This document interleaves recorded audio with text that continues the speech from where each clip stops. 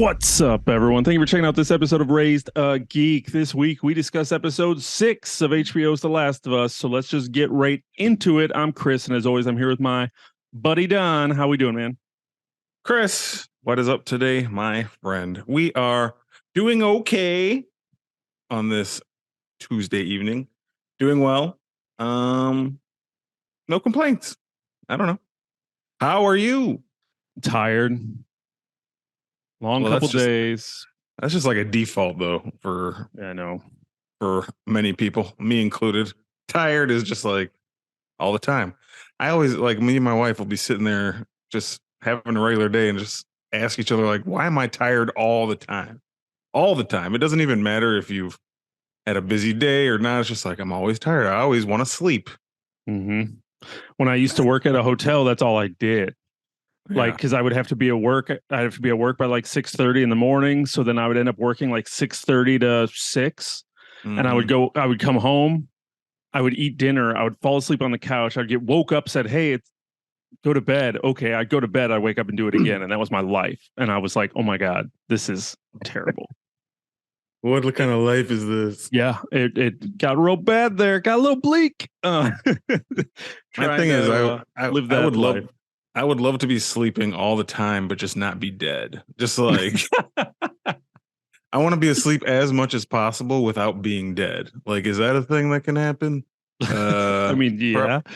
Probably not, but whatever. But yeah, why are you tired? What's I don't know. I probably just need to eat food. Okay. I probably just need to eat food. Well, yeah, you need to do that. Yeah, I know. I'm working on it. I'm getting into a new habit. I've been trying to fast, intermittent fasting, and not eat breakfast and play with that. But then not like when I actually eat lunch, not just eat 3 lunches. Sure. So like I'm trying to convince my body that, hey, it's cool. But I realize if I eat breakfast, I'm nonstop hungry all day. Like it just kickstarts that fire. But I've discovered that if I ease into food, then I eat like a normal human being and not a Cookie Monster or just throwing it all in my face. I think I might have. I read something about that fasting. I was like, oh, you give yourself like 8 hours a day to eat. So like, I don't know, start eating at noon and be done by 8 and the rest of the time. I was like, maybe I'll try that. And I think I might have tried it. Be like, maybe people are right about this. Maybe it's something that it's a good lifestyle thing. And I just realized I like coffee too much in the morning because you're not even really supposed to have that. I mean, I guess you can with like a black coffee, but I can't do black coffee because I'm not a monster. I have to have some kind of cream. It's like, can't do it. I got to have coffee in the morning. See, I've just kind of decided that I'm just going to kind of like really chill do it. And I'm not going to be super strict about it. I'm just going to be like, well, I'm going to eat when I'm hungry, drink my coffee. So I make my, ridiculous amount of coffee and I just kind of sip on that all morning and kind of try to jump into work and do stuff. And then when I'm hungry, if it's noon, I eat at noon. If it's 1, I eat at 1. And then I stop somewhere. I just try not to eat cereal at midnight like I like to do. Cocoa Puffs? Lucky Charms? What's your go-to? Golden Grams. Why do I remember? I remember Golden Grams being like a staple in your house and like that being your favorite cereal. Yeah. And when it's in the house, it disappears. It's like every day. It's like, all right, it's Golden Grams time. And I was in the habit of nighttime cereal. So I was always just eating cereal at like 10, 11, watching TV. And I'm just like, I'm hungry. So here comes the cereal. So yeah, wolfing down a couple bowls of Golden Grams at midnight and then going to bed is a terrible, terrible thing for my health. When we finally make Raised A Geek t-shirts, that's going to be the tagline. Raised A Geek, it's Golden Gram time. It's Golden Gram time. It's the best time of day. Sponsorship, Golden Grams. If you're listening, we can use that sponsorship. Golden Grams loves Last of Us, right? Who doesn't? It's true. It seems like everybody is here for it. We're here this week to talk about episode 6 titled Kin. Joel... His kin goes many ways. Tommy, Ellie, Sarah. He's got a lot of kin out there. But episode 6 aired this week. We are here to talk about it. The brief synopsis for episode 6 is after ignoring the advice of locals, Joel and Ellie descend deeper into dangerous territory in search for the Fireflies and Tommy. Mm. Mm-hmm. Tommy. Tommy Tommy. Tommy and Joel. That's some reunited. Now, that's some let me ask country you boy this. name. Yeah. Spoilers for everything. Yeah. I said it. This is your chance. 5, 4, 3, 2. Everyone's watched Yeah, I it. know everybody's watching it. So Tommy in the game, he went out to go find Tommy too, right? For some reason, I had in my head that Tommy, like, he just stumbles into Tommy in the game.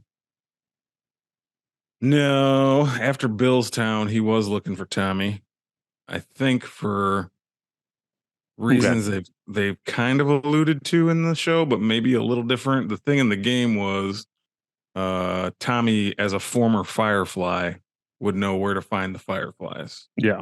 No, it's they basically I, said that here. I think that's what they're doing here too. So yeah. Okay. So I that's what I figured. And as I'm watching the show, the game comes back to me because they're doing a good job of just kind of at least keeping up with that. So at least Yeah. I'm kind of remembering, like, I don't really remember this part, but by the end of the episode, I'm like, oh yeah, I remember what's about to happen. Sure. And usually it's, as it builds towards whatever depressing cliffhanger they're going to leave us with. And they left us with a doozy this week. We'll get there. We'll get there. But we opened this episode with Marlon and Florence just chilling in the apocalypse in their log cabin.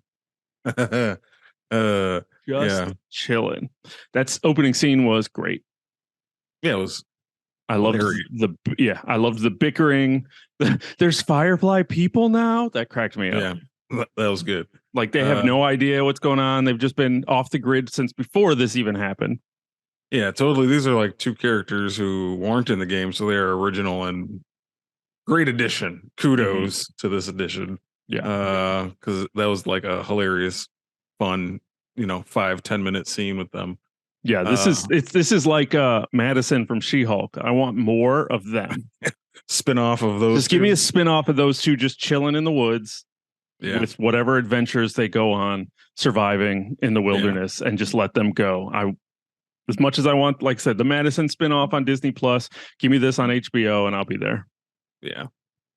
Good way to open the show. I liked it. Oh yeah. And it's set up, where they were going and what was about to happen was dangerous. Yeah, and I think it was that, and also they kind of wanted to show that it's not dangerous everywhere necessarily. Like, spoilers for this entire episode, there's not a single infected in this entire episode, which, may be a good thing or a bad thing to you, depending on how you look at it. But like, there are still people in this world who've found their place of safety, and these two are just an example of that. So I'm glad they're showing that too. Not everything is a raging war zone. There's some little pockets of this world that are safe, and Well, I like that that's what they did with this episode, because we're coming off of last episode where they, Kansas City got destroyed and everybody died, and we finally saw all the infected again. But now we shifted over to this world in which we have Marlon and Florence just chilling in the woods, living in peace. We go to Jackson, peaceful, like just kind of doing their thing, surviving, and seeing people make the best out of this situation after we just came from the chaos of the city. And so, I mean, to make those transition, I thought was done really well, and I thought it was kind of a cool kind of just thing, and it worked in juxtaposition to Joel and how he was feeling, and it's just not what he was expecting across the board. He wasn't expecting to find. He was coming to save his brother. He thought there was trouble. He was coming to, expecting more and more chaos as they got in Kansas City, and that wasn't what he found. He found a happy Tommy. He found like family. Right. He found normalcy, basically, or as close as you could be. He found Tommy basically with all the things that he once maybe had in his life and now no longer does, Yeah. They so kind of really switched roles. Yeah. Yeah. So it really hit Joel a lot, including I really have been wondering about this because they've done it a few times where Joel seems like out of breath and like seems like he's older than he is. And I'm almost like, is he going to have a heart attack? And they've done it like in episode 2, they've done it multiple times throughout. They did it obviously a lot heavier in this one. And it was a focal point, but I'm sitting there like, what? is he about to have a heart attack? Like, this is a new path that they're going to go down where Joel is super out of shape and Well, yeah, and struggling with stuff.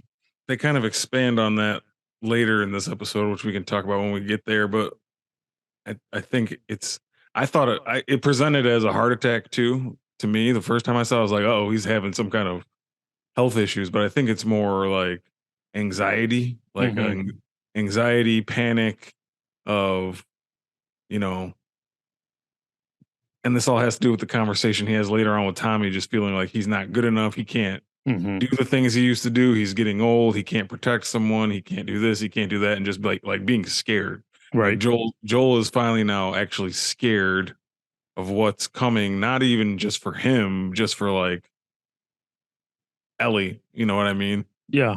We saw in this opening scene now, they opened this episode with showing us the end of last episode, Henry and Sam again. Yeah. To then show us that, okay, we jumped 3 months. It said 3 months later. So they wanted us to know.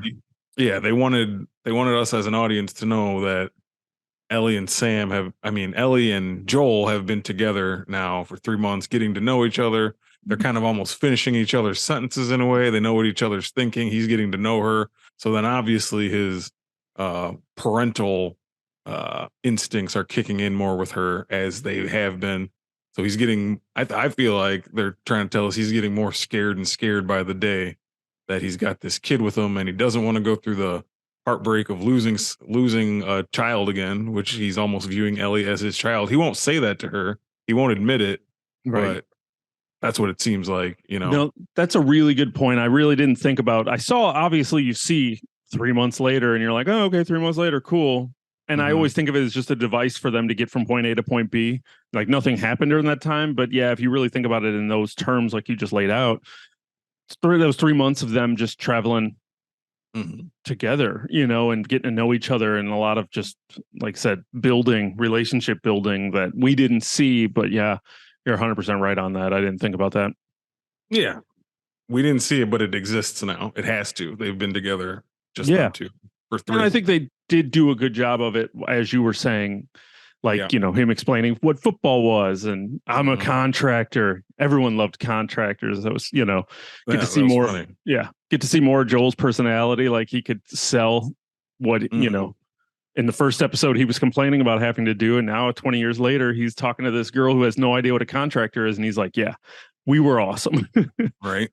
Explaining football, telling her he wants to be a singer, or just all the kind of things that, two people who've now been together this long would start to form that bond. So yeah, I think those are like panic attacks or anxiety attacks. It makes sense. It makes sense. Yeah. And by the end of the episode, I was sitting there, but it's a thought I had. It was something I wanted to bring up a couple times before when he clutched his chest, and I was just like, are they going for a heart attack angle here? Like, where are we going with this story? And I mean, he's also supposed to be in his 60s, so it could be a mix of both, like health. Oh, they could still 100% go that way. Yeah. For sure. Maybe we got, cliffhanger. So then we hit the river of death. We came across. Yeah, I was about to say there was one, and then when they were crossing the other river of death, and Ellie was like, "Is this the river of death?" And you're like, "Uh-oh." And then all the people on horseback came up, and they did the dog, which was sketchy as hell. I was like, "Oh my god, what is about to happen when this dog is going to smell this girl and it's going to rip him to shreds?" I was like, "How are they going to get out of this?" Because I don't remember that in the game, so I was trying to figure that out. That kind of threw us for a loop because the scanners they've used on Ellie register her as infected. So then we're sitting there like, oh, this dog is going to smell it on her. What the hell are they going to do? And that played more into Joel's panic at the end, him kind of not even being able to do anything, Right. He kind of froze in that moment, which just all added to his anxiety. But yeah, that was a little interesting scene. Got us the introduction of Maria. Yep. Right. That's her name. Yeah. Maria. And, good old Tara from True Blood. I know. That's all I kept thinking about. It took me a minute. Oh, it took me a minute. I was sitting there. I was like, I know that voice. I know that voice. I know that voice. Why do I know this voice? And we were both sitting here just like, who is that? Keep talking. Keep talking. I can't think of anything else. I can't think of anything else she's been in. But yeah, True Blood fame. Yep. Old Tara. Yeah, I remember the voice, and for whatever reason, and probably because it was True Blood, but I remember she was ripped. Like she had like this massive six pack, and she was always showing it off on True Blood, and that's like what I remember of her is the voice, and yeah, being jacked. Damn you, Sookie.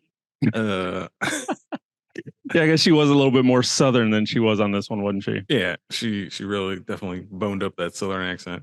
But by meeting them, it was what leading us to then Jackson, right? To meet up with Tommy. Yep. Same kind of stuff that happened in the game. Them meeting up. It's. I think this is our first chance to see Tommy since that first episode. And that's why this episode's called Kin, because Joel's got his kin back. Tommy. I don't know why we're yelling Tommy. Yeah, and to see Jackson like put together the town that they built, the set, everything just looked so cool. It was giving me heavy Last of Us 2 flashbacks, or vibes, because that definitely felt like that was the model they took after. Which I like. Once again, can't quite remember all the details in that, but I really liked what they put together. Just seeing this town, seeing the commune, and getting to know Maria a little bit, having Tommy sit there and try to figure out exactly who is Ellie and what the hell Joel's doing. But I really liked Maria being Tommy's kind of better half, and her trying to teach and train, but help at the same time. So, I mean, sure, giving her speech about the you have to trust people. The people who trust you are the ones that are going to hurt you. So be careful who you trust, and lots of stuff going on like that, which was very interesting. Yeah, that was cool. I mean, in the game, Ellie did go off with Maria. I cannot remember if her name's Maria in the game or they changed it. It's got to be her name. I don't know. That's one little detail I can't remember. But like Ellie did go off with her, but they never showed what they were doing because, as you know, in a video game, you're only playing from the perspective of the player you are. Yep. So controlling Joel, you're walking with him through the town, you're having your talk with Tommy, blah, blah, blah. But you didn't get to see what happened with Ellie. So that was nice to see them kind of in their little back and forth, like some kind of arguing with each other a little bit, Ellie and Maria, about and basically my biggest takeaway from it is Ellie still like how much she just really loves Joel, and like she'll defend him against whoever. Like she didn't appreciate Maria being like insinuating that he's a bad dude and like he's done all these bad things, and she's like, yeah, I don't give a shit. Like so have I. And like he's my dad, basically. Is what she's like don't insult my dad. So yeah, I liked all those scenes. It was cool, just further kind of showing the strengthening of their bond they've had over these past episodes. And like you said, Jackson looked great. The sets in this entire episode look great, but yeah.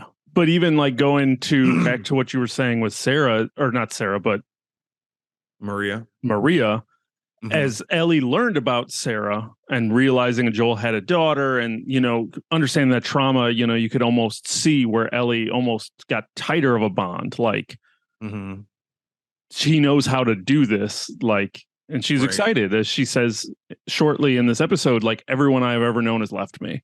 You're the longest person that I've ever been around. So yeah, that's definitely a father to you. Even if it's only been 3 months, if you've never had anyone around longer than that, then you can make that bond hard. Yeah, she definitely hasn't known anybody longer than that or been close with anybody longer than that. As far as we know, we'll have to wait and see. But yeah, like I said, that whole thing just kind of expressing to us the bond they've created. I appreciated that. Jackson was fun. And then I have to ask, and we're not going to get into it too much, but those who know, and it was a conversation going around today. Was that Dina lurking in the shadows? That was Dina, right? Without spoiling the game for anybody. Or I don't want to say where the story's going, or if they're even going to go that way. It could just be a little Easter egg, and we never see Dina, but that was Dina. Yeah, 100%. Okay. I almost yelled Dina when I saw her. I was like, those who know, that was Dina.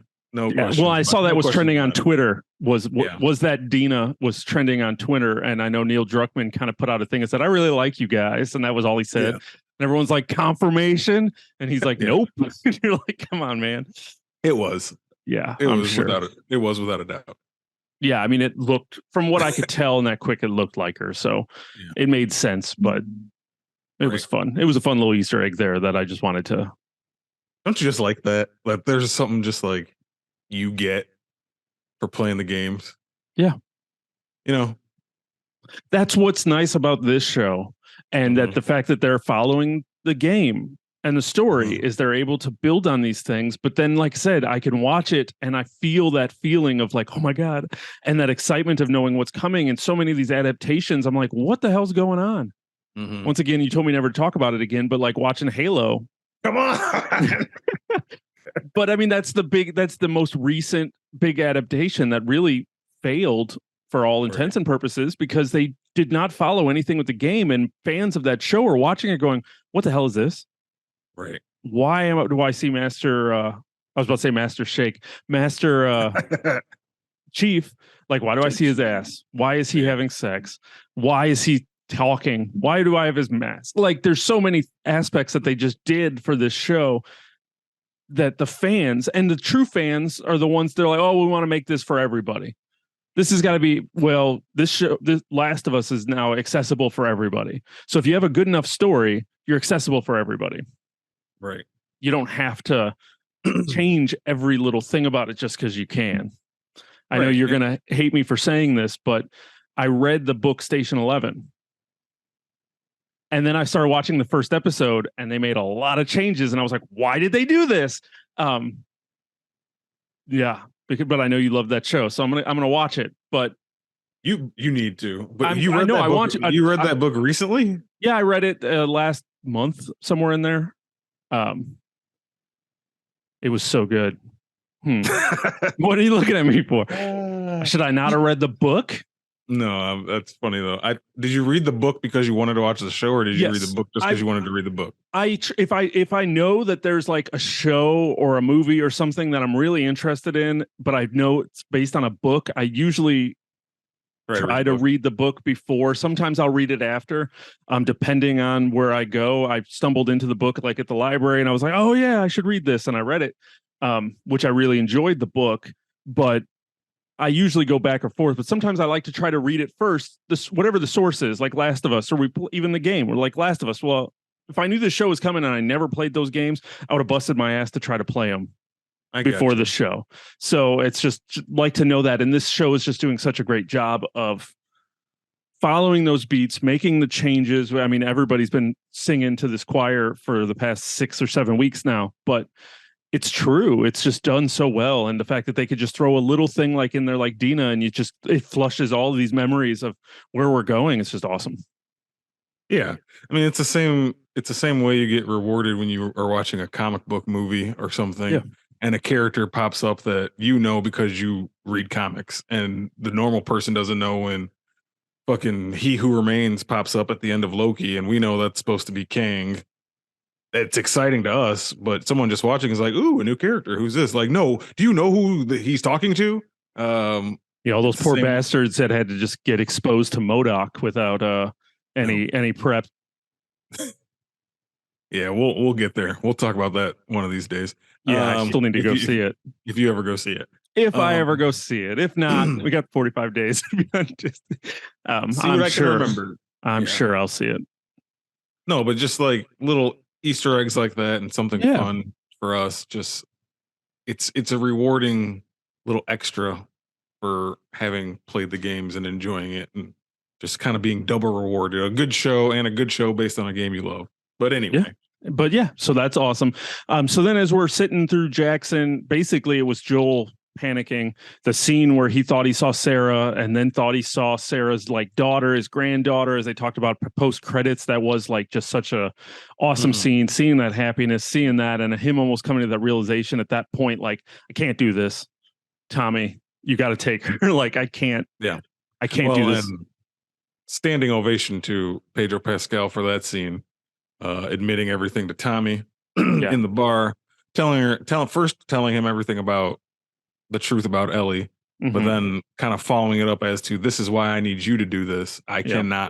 I can no longer do this. I'm weak. I'm going to fail her. I'm going to lose, Everything. lose everything again. And like him kind of breaking down and crying, like speaking through tears. I was just like, oh my God, Joel, it's okay. But yeah, that was a great heartfelt sequence right there between those two. So I Mhm. did enjoy that quite a bit. Which then led to Joel ditching Ellie. Yeah. He was like, And "Peace, I'm out."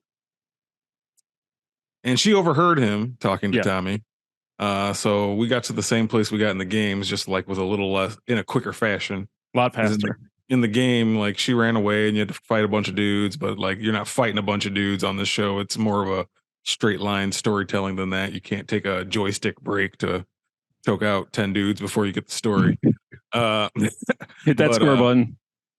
they did quite a good job, I think, recreating one of the more iconic scenes of the game, which is that scene in which Ellie, that they have their little moment where, it's don't speak about my daughter. Like, you don't know what suffering is. Ellie not backing down, even though he tells her to back down and saying, uh, putting me with someone else isn't going to do anything. You're the only person who hasn't left me. I'd just be more scared being with Mhm. someone else. That was like almost a beat for beat of the game, like one of the more iconic scenes of the game. And Mhm. I thought they did really good job with it. And basically, made Joel realize, yeah, I'm going to take you because I'm not a dick. And you're like my surrogate daughter now. So, yeah. Well, and the fact that she cares enough to fight Mhm. for that, like Yeah. she's aware that he had a daughter. She's aware to a degree of what he's afraid of and she just doesn't care. She's like, this is what I want. Yeah. She's And basically saying it's me and you now. It's yeah, not, I'm not, you can't choose. Like yeah. with a kid, it's like, this is your Mhm. daughter, this is your responsibility. And she's basically telling him straight up, I'm your responsibility now. You gotta man up. Yeah. No, you're not pawning me off on your on bootleg Joel over here, your brother. Like you're taking me. Exactly. So it was But- done well.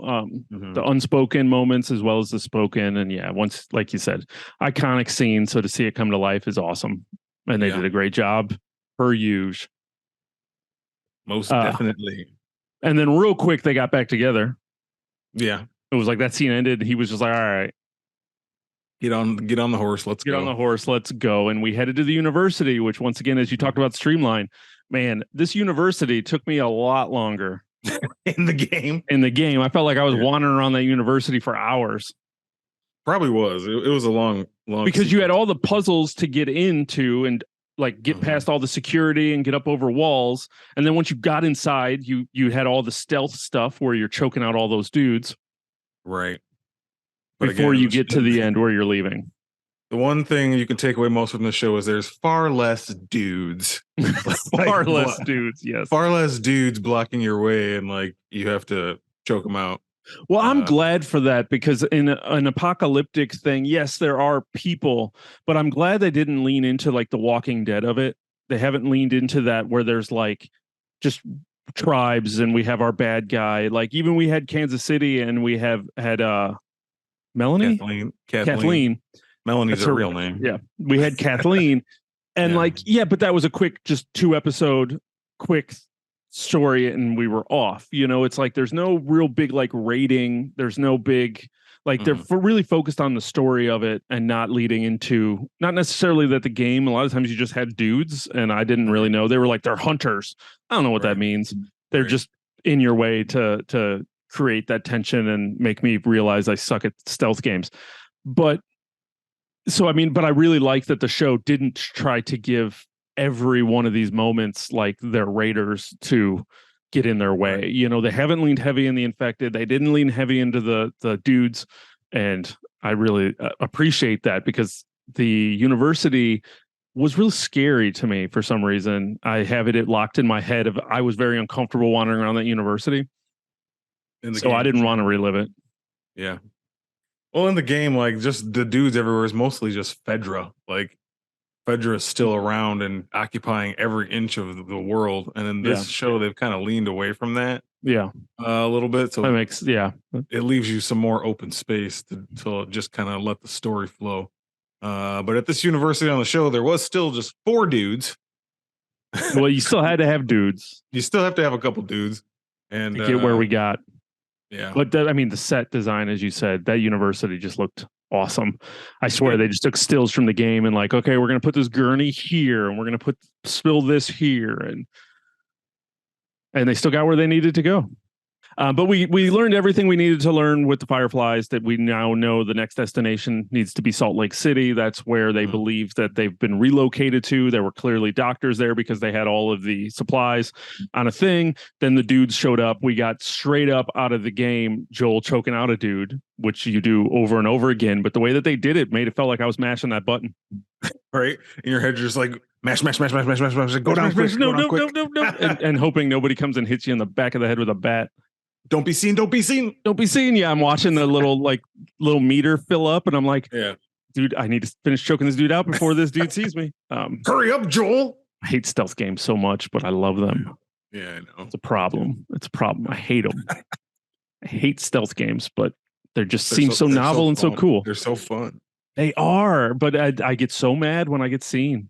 I know. And it always turns into chaos and running around. I can't tell you how many times I reset Hitman. Nope, got seen. I didn't do a perfect reset. Oh, yeah. Tons of times. But this led to Joel being shanked.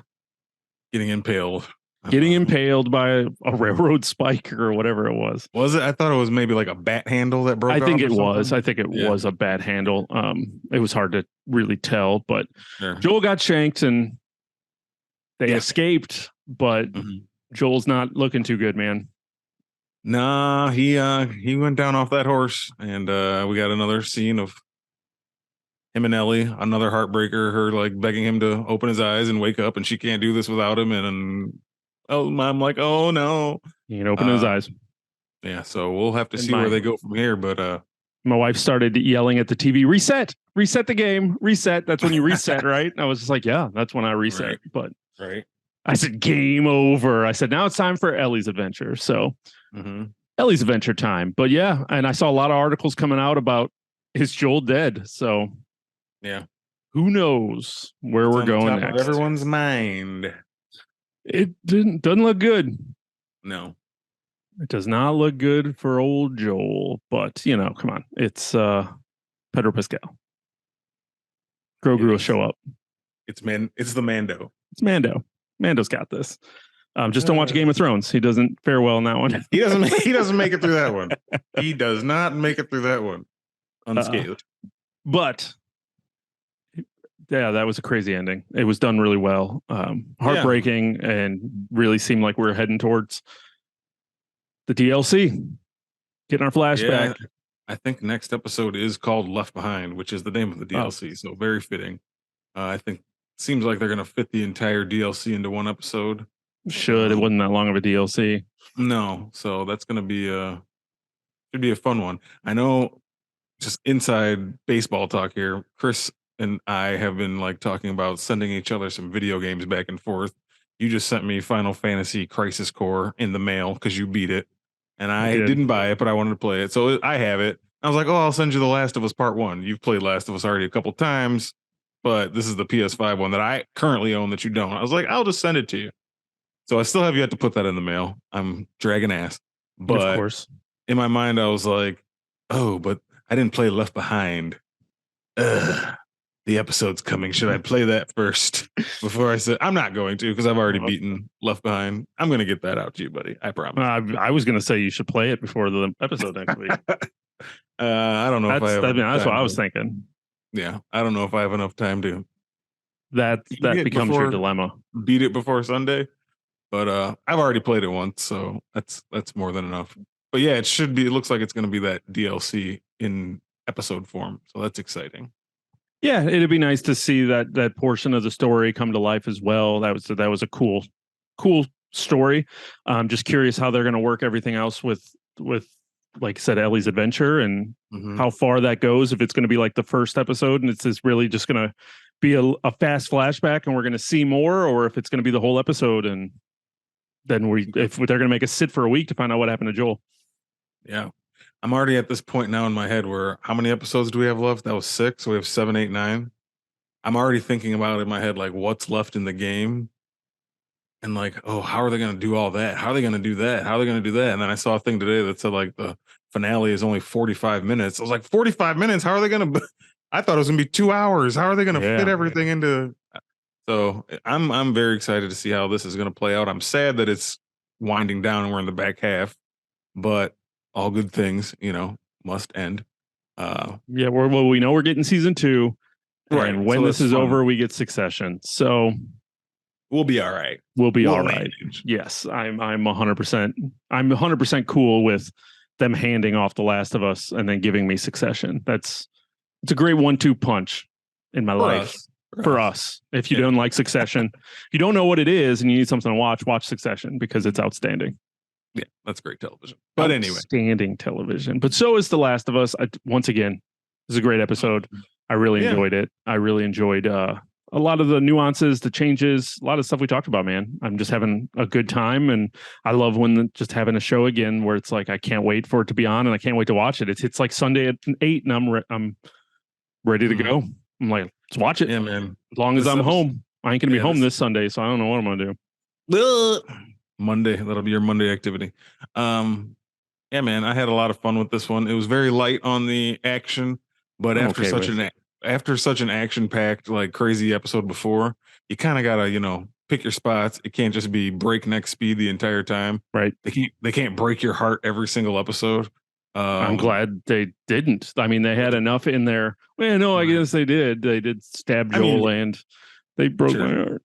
Sure. I get it, but like they can't all be as fast paced and crazy as the last one was. And this one, even though it didn't have a ton of action, still had enough in there, just character development wise, suspense, conversations between characters that we hadn't seen yet, like enough in there to just be just as engaging as the last episode was or all the episodes before it. So another great entry. I don't think there's been a bad episode yet. Really enjoying the show. Yeah. Enjoyed this episode. So it was a great time. 100%.